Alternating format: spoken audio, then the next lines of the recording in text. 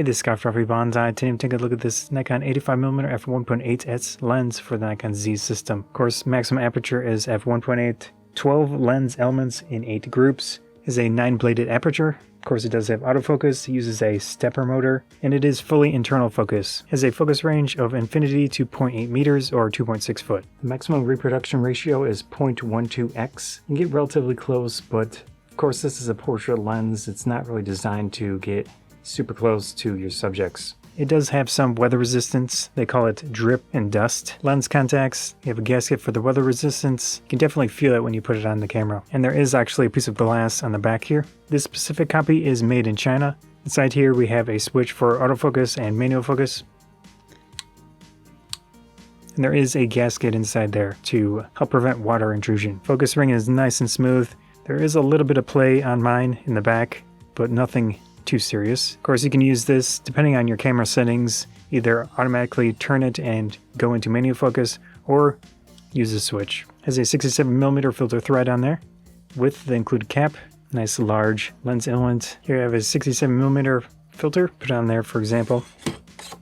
Nice and smooth, no issues with the filter thread. Let's go into the box, see if there's anything else. Does come with a padded bag for the lens. Let's pop that open. Oh, okay. Very interesting.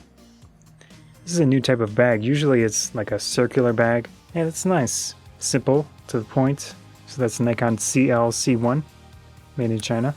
Of course, the warranty information and an instruction booklet. If you're curious, the package does include a lot of paper products. It does have a little bit of plastic. Here's the included hood. It's pretty lightweight. It's got some texturing on the inside for trying to limit any type of reflections. The hood is specified as the HB91, made in China. I do still have my filter on there. Shouldn't be an issue. Let's try it out.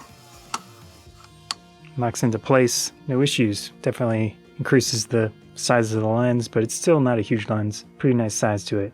Build quality, very similar, of course, to all their other recent S-type lenses.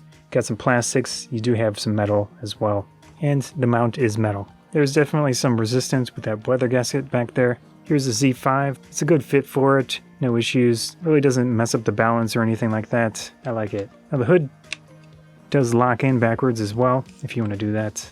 I'll show you some photos I took with it, and I'll also do some self-portraits to get the portrait aspect to this lens. Even Nikon calls this a portrait lens, but there's no reason you can't use it for anything else. I've been using it for nature photos mostly. Straight from f1.8, I think image quality is very nice on this lens. No complaints, at least for me and my personal preferences. But you can see the examples and decipher yourself. Look at the background blur, look at the sharpness and detail. Most of the images I'll be showing you are raw straight from the camera, but I will show you quickly what processing might give you. So you can see with these images that are adjusted, definitely a lot of color, vibrance that you can pull out of them. Hope you enjoyed this quick overview of the Nikon Z 85mm f1.8s lens. I personally like it. Good build quality for what it is. Image quality is nice straight from f1.8.